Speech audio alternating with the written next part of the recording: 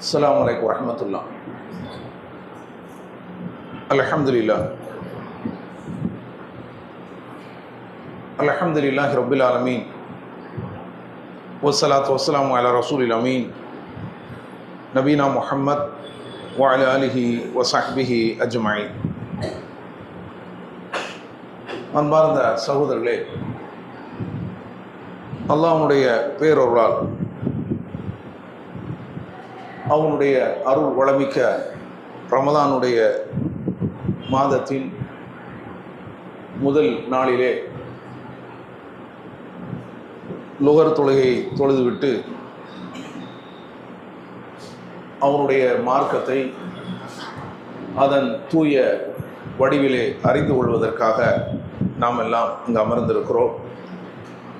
எல்லாம் அல்ல அல்லாஹு ஜல்ல ஷானு தஆலா நம் அனைவருக்கும் அவனுடைய மார்க்கத்தை புரிந்து அதன்படி நடப்பதற்கு அருள் செய்வானாக. ரமதானுடைய மாதம் தொடங்கிவிட்டால், குறிப்பாக ரமதானுடைய முதல் இரவு பிறை பார்த்ததனுடைய அடிப்படையில் முதல் இரவு வந்துவிட்டால் நபிகள் நாயகம் ஸல்லல்லாஹு அலைஹி வஸல்லம் அவர்கள் சொல்கிறாங்க, ஷைத்தான்களும் திமிரு பிடித்த ஜின்களும் விலங்கிடப்படுகிறார்கள். நரகத்தினுடைய வாசல்கள் அனைத்தும் மூடப்படுகின்றன. அதில் எந்த வாசலும் திறக்கப்படுவது கிடையாது.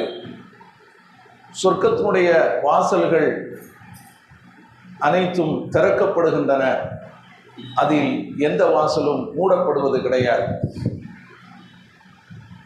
ஒரு அறிவிப்பாளர், அல்லாஹ்வின் புறத்திலிருந்து ஒரு அறிவிப்பாளர் வந்து ஒரு அறிவிப்பை செய்து கொண்டே இருப்பார். யா பாகில் ஹைர், நன்மையை தேடுபவனே அக்பில், முன்னோக்கி வா. வயா பாகி ஷர், தீமையை தேடுபவனே அக்சிர், நீ சுருக்கிக்கொள். உன்னுடைய தீமையை நீ சுருக்கிக்கொள் என்று அவர் அறிவிப்பு செய்து கொண்டிருப்பார். அதுபோல இந்த ரமலானுடைய ஒவ்வொரு இரவிலையும் அல்லாஹ் நரகத்தில் இருந்து பலரையும் விடுதலை செய்கிறான் என்று நபிகள் நாயகம் ஸல்லல்லாஹு அலைஹி வஸல்லம் அவர்கள் கூறியுள்ளார்கள். இது இந்த ரமலானை நாம் எப்படி பயன்படுத்த வேண்டும், எப்படி நாம் இந்த ரமலானிலே நடந்து கொள்ள வேண்டும் என்பதற்கு ஒரு அடிப்படையாக இந்த ஹதீஸ் நமக்கு விளங்குகிறது. ரமலான் என்று சொன்னால் வெறுமனே நோன்பு வைத்துவிட்டு ஏதோ பள்ளிவாசலுக்கு வந்தோம், தொழுதோம், போனோம் என்று இல்லாமல், அந்த மாதத்துக்கென்று நாம் சில சிரத்தைகளை எடுத்துக்கொள்ள வேண்டும். அக்கறையுடனும் ஆர்வத்துடனும் உற்சாகத்துடனும் இது அல்லாஹ்வுடைய கடமை என்ற ஈமானுடனும் இதற்கான பலனை நாம் அல்லாஹ்விடம் எதிர்பார்ப்போம், அல்லாஹ் நமக்கு தருவான் என்று அந்த நற்கூலியை எதிர்பார்த்தும் நாம் இந்த ரமதானிலே நிறைய நன்மைகளை செய்வதற்கு முன் வர வேண்டும். நோன்பு நோர்த்ததோடு நின்றுவிடக்கூடாது. பல்வேறு நன்மைகள் நமக்கு என்னென்ன முடியுமோ, என்னென்ன செய்ய முடியுமோ அந்த நன்மைகளை எல்லாம், தான தர்மங்கள், பிறருக்கு உதவுவது அல்லது வேறு பல நன்மைகள், உணவளிப்பது, நோன்பாளிகளுக்கு நோன்பு திறக்க ஏற்பாடு செய்வது, அவர்களுக்கு நோன்பாளிகளுக்கு உதவுவது, இது போன்ற நன்மைகளை நாம் செய்து கொண்டே இருக்க வேண்டும். இந்த நோன்பு காலங்களிலே நாம் இந்த உலகத்தினுடைய தேவைகளையும் நாம் நிறைவேற்றத்தான் செய்வோம். இந்த உலகத்திலே நாம் வாழ்கிறதுனால் நமக்கு தேவையானதை திரட்ட வேண்டிய பொறுப்பும் கடமை நமக்கு இருக்கிறது. நாம் சம்பாதிக்க வேண்டியிருக்கிறது, நம்முடைய குடும்பத்தை நாம் பராமரிக்க வேண்டியிருக்கிறது. இதெல்லாம் நோன்பு நேரத்தில் தூக்கி ஒரு புறம் வச்சுட்டு வழிபாட்டிலேயே ஈடுபட வேண்டும் என்று நம்முடைய மார்க்கம் நமக்கு சொல்லவில்லை. இதுவும் இருக்கத்தான் செய்யணும். அதே நேரத்தில் ரமலானுடைய மாதம் என்று வருவதனால் அந்த மாதத்துக்காக நீங்கள் மற்ற நாட்களில் இல்லாத அளவுக்கு கொஞ்சம் கூடுதல் சிரத்தையை எடுத்துக் கொள்ளுங்கள். அந்த ஒரு மாத காலம் அப்படி நீங்கள் சிரமப்படுங்கள் என்று நபிகள் நாயகம் ஸல்லல்லாஹு அலைஹி வஸல்லம் அவர்கள் நமக்கு வழிகாட்டி இருக்கிறார்கள். அப்ப அந்த அடிப்படையில தான் என்ன செய்யறாங்க, ஒவ்வொரு பள்ளிவாசல்லையும் இந்த ரமலானுடைய காலங்கள்ல மார்க்கத்தை எடுத்து சொல்லக்கூடிய ஒரு நிலை இருக்கிறது.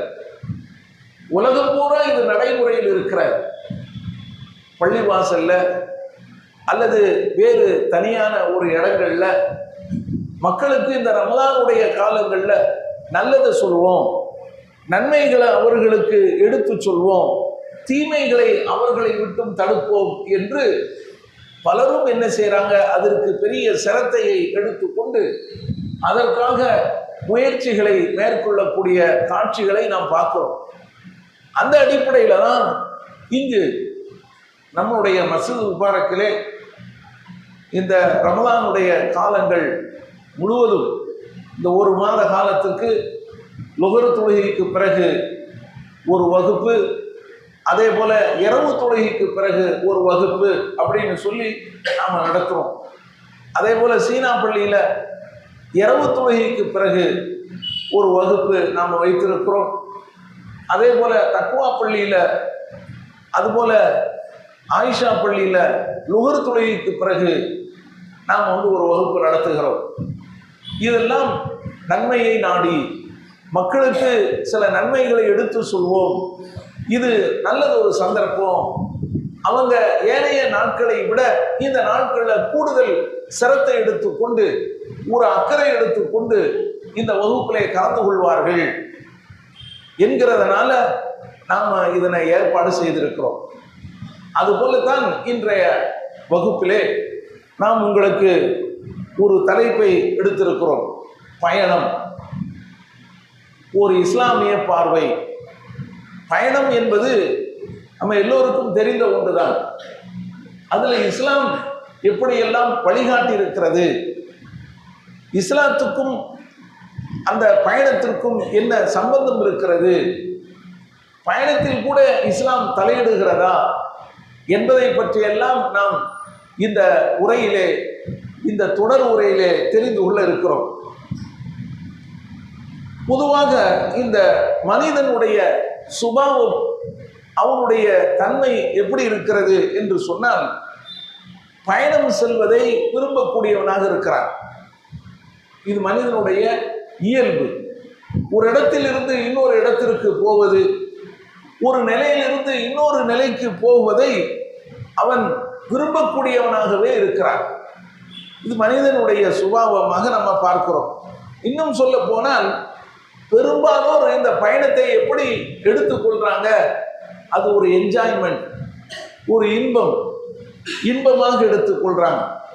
அதை ஒரு ரெஸ்ட், ஓய்வு எடுக்கக்கூடிய ஒரு நிலையாக அவர்கள் எடுத்துக்கொள்றாங்க. அதே போல அவர்களுக்கு பிரியமான ஒன்றாகவும் இந்த பயணத்தை பெரும்பாலோர் எடுத்துக்கொள்வதை நம்ம பார்க்கிறோம். அதனால நீங்க பார்த்தீங்கன்னு சொன்னா, ஒவ்வொரு மாதமும் சிலர் என்ன செய்வாங்க, ஏதாவது ஒரு இடத்துல இருப்பாங்க. ஒவ்வொரு மாதமும் பார்க்கலாம், ஒரு இடத்துல இருப்பாங்க. ஒவ்வொரு கோடை காலத்திலையும் ஒரு இடத்துல இருப்பாங்க. இப்படிப்பட்ட காட்சியை நம்ம பார்க்கிறோம். இதெல்லாம் எதற்கு? அவர்களுக்கு விருப்பமானதை தேடிக்கொள்வதற்காக. அது வழிபாடாகவும் இருக்கலாம், அல்லது இந்த உலகத்தினுடைய காரியங்களாகவும் இருக்கலாம், ஹஜ்ஜு உம்ராவை போல, அல்லது அவர்கள் கல்வியை தேடக்கூடிய அந்த நோக்கத்தில், அல்லது தாவாவுடைய நோக்கத்தில், மார்க்க பிரச்சாரம் செய்யக்கூடிய அந்த நோக்கத்தில் இருக்கலாம், அல்லது தங்களுடைய வாழ்வாதாரத்தை தேடுவதற்காக கூட ஒரு இடத்திலிருந்து இன்னொரு இடத்திற்கு பயணம் போகிறார்கள், அல்லது சுற்றுலா என்ற நோக்கத்தின் அடிப்படையில், அல்லது வேட்டையாடுவது, அல்லது இன்னும் பிற தேவையின் அடிப்படையில், இப்படி எங்கேயோ ஒரு இடத்துல ஒருவர் பயணமாகக்கூடிய ஒரு நிலையை நம்ம என்ன செய்யறோம் பார்க்கிறோம். அல்லது என்ன செய்யறாங்க அப்படின்னு சொன்னா, அவர்கள் பயப்படக்கூடிய ஒன்றிலிருந்து விரண்டோடுவதற்காக இங்க இருந்து இன்னொரு இடத்திற்கு பயணமாகக்கூடிய காட்சியை நம்ம பார்க்கிறோம். ஏன்னா ஒரு கொள்ளை நோய் வந்து விட்டது என்று வைத்துக் கொள்வோம். இதற்கு முன்னால நம்ம பார்த்தோமா இல்லையா? கொரோனா வந்தது, என்ன செஞ்சாங்க? ஓடுனாங்களா இல்லையா? ஒரு இடத்துல இருந்து இன்னொரு இடத்துக்கு ஓடுனாங்க. ஏன்? அதுல இருந்து தப்பித்துக் கொள்வதற்கு எத்தனை தூர பயணம் நம்ம பார்த்தோம். அந்த பயணத்தில் அவர்கள் பட்ட கஷ்டங்கள் என்ன, அவர்கள் எடுத்துக்கொண்ட சிரமங்கள் என்ன, இதையெல்லாம் நாம பார்த்துட்டு தான் வந்திருக்கிறோம். இப்படி ஏதாவது ஒரு நோயை கண்டு ஓடுவதற்காக, அல்லது ஏதேனும் ஒரு இடத்துல சண்டை வருது, சண்டை ஆரம்பிச்சுட்டாங்க, இனி நம்ம இங்க இருக்க முடியாது, நம்மளுடைய நாட்டுக்கு போயிடுவோம், அல்லது வேற ஏதாவது ஒரு இடத்துக்கு போயிடுவோம் அப்படின்னு சொல்லி அந்த சண்டைக்கு பயந்து போகக்கூடிய காட்சியை பார்க்கிறோம். அல்லது ஒரு இடத்துல அநியாயம் அக்கிரமம் நடக்குது, அந்த ஃபித்னாவில் இருந்து அந்த குழப்பத்தில் இருந்து தப்பிப்பதற்காக ஒரு இடத்திலிருந்து இன்னொரு இடத்திற்கு செல்லக்கூடிய காட்சிகளை எல்லாம் நம்ம பார்க்கிறோம். இப்படியெல்லாம் இருக்கு. அதே போல பெரும் பெரும் உலமாக்கள், அறிஞர்கள், இவர்கள் எல்லாம் பயணம் செய்திருக்கிறார்கள். நபிகள் நாயகம் ஸல்லல்லாஹு அலைஹி வஸல்லம் அவர்களும் பயணம் மேற்கொண்டிருக்கிறார்கள். அதுக்கெல்லாம் நம்ம வர இருக்கிறோம். இந்த அறிஞர் பெருமக்கள், உலமாக்கள், இவங்களெல்லாம் பயணம் செய்திருக்கிறார்கள். அந்த பயணத்தின் அடிப்படையில் அந்த பயணம் மக்களுக்கு ஒரு பெரிய பயனுள்ளதாகவும் நாம் இருக்கிறத நம்ம பார்க்கிறோம். இப்படி உதாரணத்துக்கு சொல்ல போனா, அல்லாமா இப்னுல் கையும் ரஹிமஹுல்லாஹ் அலைஹி அவர்கள், இவங்க வந்து ஒரு மிகப்பெரிய அறிஞர். இப்னுல் கையும் ரஹிமஹுல்லாஹ் அவங்க ஒரு நூல் எழுதியிருக்கிறாங்க. ஜாதுல் மஆத் அப்படின்னு சொல்லி ஒரு நூலை அவங்க எழுதியிருக்கிறாங்க. நபிகள் நாயகம் ஸல்லல்லாஹு அலைஹி வஸல்லம் அவர்களுடைய வழிகாட்டுதல்கள் முழுவதையும் தொகுத்து அந்த நூல் என்ன செஞ்சிருக்கிறாங்க, கொடுத்திருக்கிறாங்க. கிட்டத்தட்ட 6 பாகங்களாக அந்த நூல் வந்திருக்கிறது. அந்த நூலை அவர் எப்படி எழுதினாரு என்று சொன்னால், அவர் ஹஜ்ஜுக்கு போய் கொண்டிருக்கும் போது அந்த பயணத்துல தான் அவர் என்ன செய்யறாரு, அந்த நூலை எழுதியிருக்கிறார். அதே போல இமாம் புகாரி ரஹ்மத்துல்லாஹி அலைஹி அவர்கள் அவங்களும் ஒரு நூலை எழுதியிருக்கிறாங்க. அவங்க மஸ்ஜித் நபிகள் நாயகம் ஸல்லல்லாஹு அலைஹி வஸல்லம் அவர்களுடைய அந்த பள்ளிவாசலுக்கு பயணம் மேற்கொண்ட போது அவங்க என்ன செய்யறாங்க, ஒரு நூல் எழுதியிருக்கிறாங்க. தாரீகுல் கபீர் அப்படின்னு சொல்லி ஒரு நூல், இமாம் புகாரி ரஹ்மத்துல்லாஹி அலைஹி அவர்களுடைய நூல். அந்த நூலையும் அவங்க ஒரு பயணத்துல தான் என்ன செஞ்சிருக்கிறாங்க, நபிகள் நாயகம் ஸல்லல்லாஹு அலைஹி வஸல்லம் அவர்களுடைய பள்ளியை தேடி அவங்க பயணம் போகும்போது எழுதியிருக்கிறாங்க. இமாம் அஹ்மத் பின் ஹம்பல் அவர்கள் அவங்க கிட்டத்தட்ட பல்வேறு நாடுகளுக்கு என்ன செஞ்சிருக்கிறாங்க, பயணமாக இருக்கிறாங்க. ஒரு முறை 2 முறை அவங்க பல நாடுகளுக்கு பயணமாக இருக்கிறாங்க. அந்த பயணத்துல முஸ்னத் அஹ்மதுன்னு சொல்லி மிகப்பெரிய ஒரு ஹதீஸ் நூல் அவங்க தொகுத்திருக்கிறாங்க. இருக்கிற ஹதீஸ் நூல்களிலேயே மிகப்பெரிய நூல் எது? முஸ்னத் அஹ்மத். ஆயிரக்கணக்கான ஹதீஸுகள், பல்லாயிரக்கணக்கான ஹதீஸுகள் தொகுக்கப்பட்ட ஒரு நூல். அதை எதில் எழுதினாங்க? இமாம் அஹ்மத் பின் ஹம்பல் அவர்கள் அவங்க ஒரு பயணத்துல தான் அதை என்ன செஞ்சிருக்காங்க, தொகுத்திருக்கிறாங்க. அதே போல இப்னு முன்திர் அப்படின்னு சொல்லி ஒரு ஹதீஸ் கலை மேதை இப்னு முன்திர் ரஹிமஹுல்லாஹ் அலைஹி அவர்கள் அவங்க கிட்டத்தட்ட தங்களுடைய 20 வயதுல கல்வியை தேடி என்ன செஞ்சாங்க, பயணமானாங்க. பிறகு 60 வயதுல தான் திரும்பி வந்தாங்க. 20 வயசுல போய் எப்போ திரும்பி வராங்க வீட்டுக்கு? 60 வயசுல தான் திரும்பி வராங்க. அந்த அளவுக்கு அவர்களுடைய பயணம் இருந்திருக்கிறது. இன்னைக்கு ஒரு ஹதீஸ் சரியா தவறா என்று பார்க்கும்போது இப்னு முன்திர் ரஹிமஹுல்லாஹ் அலைஹி அவர்கள் என்ன சொல்லியிருக்கிறாங்க, இந்த அறிவிப்பாளர் பற்றி அவர்களுடைய முடிவு என்ன அப்படின்னு சொல்லி நம்ம என்ன செய்யறோம், பார்த்து கொண்டிருக்கிறோம். இதெல்லாம் அறிஞர் பெருமக்களுடைய பயணத்தினுடைய பலன்களாக இதை நம்ம பார்க்கிறோம். அதே போல ஹாஃபிஸ் இப்னு ஹஜர் ரஹிமஹுல்லாஹ் அலைஹி அவர்கள் சஹீஹுல் புகாரிக்கு இவர் ஒரு விரிவுரை எழுதியிருக்கிறார். பிரபலமான ஒரு விரிவுரை சஹீஹுல் புகாரி என்ற அந்த நூலுக்கு இவர் ஒரு விரிவுரை எழுதியிருக்கிறார். யாரு? ஹாஃபிஸ் இப்னு ஹஜர் ரஹிமஹுல்லாஹ் அலைஹி அவர்கள். மிகப்பெரிய ஒரு கல்விமான், ஹதீஸ் கலை மேதை. அவங்க என்ன செஞ்சிருக்கிறாங்க, ஹதீஸினுடைய கலைகளை பற்றி ஒரு நூலை தயார் பண்ணியிருக்கிறாங்க. பயணத்துல தான் அவங்க அதை எழுதியிருக்கிறாங்க.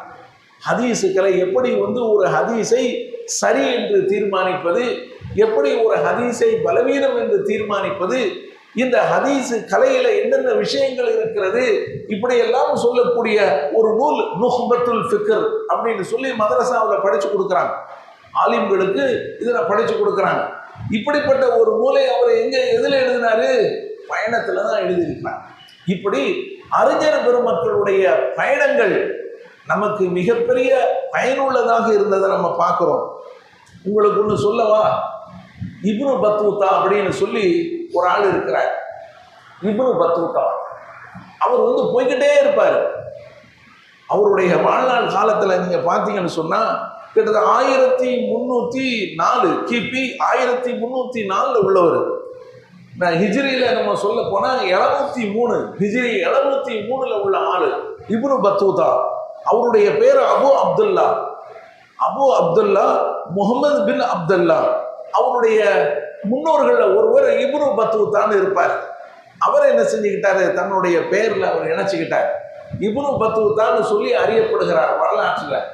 அவர் என்ன, அவருடைய காலகட்டத்தில் போய்கிட்டே இருப்பார். அவர் பயணம் போய்கிட்டே இருப்பார். கிட்டத்தட்ட 44 நாடுகள் அவர் கடந்து போயிருக்கிறார். மிகப்பெரிய நாடுகள், சும்மா சின்ன சின்ன ஊர்கள் இல்லை, பெரும் பெரும் நாடுகளை அவர் என்ன செஞ்சிருக்கிறாரு? கடந்து போயிருக்கிறார். பிரபலமான இஸ்லாமிய நாடுகளை எல்லாம் அவர் தாண்டி போயிருக்கிறார். ஏன், இந்தியாவுக்கு கூட அவர் வந்திருக்கிறார். முகமது பின் துக்லக்குடைய காலத்துல அவர் இந்தியாவுக்கு வந்திருக்கிறார். யாரு? இப்னு பத்தூதா என்பவர். அவர் நாடுகான் பயணி அப்படின்னு சொல்லி அவரை சொல்லுவாங்க. நாடுகளை பார்ப்பதற்காக அவர் போவார். அறிவை தேடி மேற்கொண்ட பயணம். அவர் ஒரு இஸ்லாமிய அறிஞர், மார்க்கத்தை அவர் படித்தவர், திருக்குரானை படித்தவர். ஆனா அவர் பயணமாயிருக்கிறார், பல நாடுகளுக்கு போயிருக்கிறார். கிட்டத்தட்ட 44 நாடுகளுக்கு போயிருக்கிறாரு. கிட்டத்தட்ட 1,20,000 கிலோமீட்டர் அவர் பயணமாயிருக்கிறார்.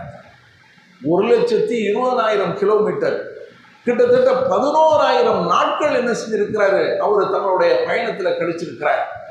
அவரு தன்னுடைய பயணத்தை பற்றி ரெஹாலா அப்படின்னு சொல்லி ஒரு நூல் அவர் எழுதியிருக்கிறார். அவருடைய பயணம் குறித்து அவர் தங்களுடைய பயணத்துல என்னென்ன அவர் பார்த்தார் அதையெல்லாம் நம்ம படிச்சு பார்த்தோம் அப்படின்னு சொன்னா ஏராளமான விஷயங்களை நாம் என்ன செஞ்சுக்கலாம், தெரிந்து கொள்ளலாம். ஒவ்வொரு நாட்டினுடைய கலாச்சாரம் என்ன, ஒவ்வொரு நாட்டுடைய மக்களுடைய மனநிலை என்ன, அந்த நாடுடைய அரசியல் என்ன, அந்த நாட்டில் உள்ள விஷயங்கள் என்ன அப்படின்னு சொல்லி ஒவ்வொரு நாட்டில் உள்ள பல்வேறு விஷயங்களை அவர் என்ன செய்கிறாரு? தொகுத்து அவர் எழுதி வச்சிருக்கிறார். தாம் கண்ட அந்த பயணத்துல அவர் அந்த அனுபவங்களை எல்லாம் தொகுத்து இருக்கிறார் இப்னு பத்தூதா. அப்ப இப்படியெல்லாம் நம்ம என்ன செய்யறோம், பார்க்கிறோம். அப்போ அறிஞர்களுடைய அந்த பயணங்கள் மக்களுக்கு மிகப்பெரிய ஒரு பலன்களை தந்திருக்கிறத நம்ம என்ன செய்யறோம், பார்க்கிறோம். எனவே பயணம் என்று வரும்போது ஒவ்வொரு முஸ்லீமும் அந்த பயணம் குறித்து பல்வேறு செய்திகளை அவங்க தெரிந்து கொள்ளணும். பயணத்தினுடைய சட்டதிட்டங்கள், பயணத்தினுடைய ஒழுங்குகள், அவங்க பயணம் போகும்போது அவங்களுடைய வழிபாடுகளை எப்படி அமைத்துக் கொள்ளணும், அவங்களுடைய வழிபாடுகள் தொடர்பாக இருக்கக்கூடிய வரக்கூடிய சட்டங்கள், அதுபோல ஒரு ஊரில் தங்கியிருக்கும் போது அவங்க பேணக்கூடிய ஒழுக்கங்கள், வழிபாட்டு முறைகள், இதையெல்லாம் ஒவ்வொரு முஸ்லீமும் தெரிந்து கொள்வது மிகப்பெரிய ஒரு கடமையாக இருக்கிறது. எனவே இந்த உரையில நாம் என்ன செய்யறோம், பல்வேறு விஷயங்களை தொகுத்து பயணம் அது எப்படி இஸ்லாம் நமக்கு அதுல என்னென்ன வழிகளை காட்டியிருக்கிறது, ஒரு இஸ்லாத்தினுடைய பார்வையில பயணம் எப்படி இருக்கிறது அப்படிங்கிறத நாம பார்க்க இருக்கிறோம். எல்லாம் வல்ல அல்லாஹ் ஜல்லஷானு தஆலா நம் அனைவருக்கும் இந்த பாடத்தின் மூலமாக பல்வேறு பயன்களை நமக்கு தருவானாக. வாஹிரு தஅவானா அல்ஹம்துலில்லாஹி ரப்பில் ஆலமீன். அஸ்ஸலாமு அலைக்கும் வரஹ்மத்துல்லாஹி வபரகாத்துஹு.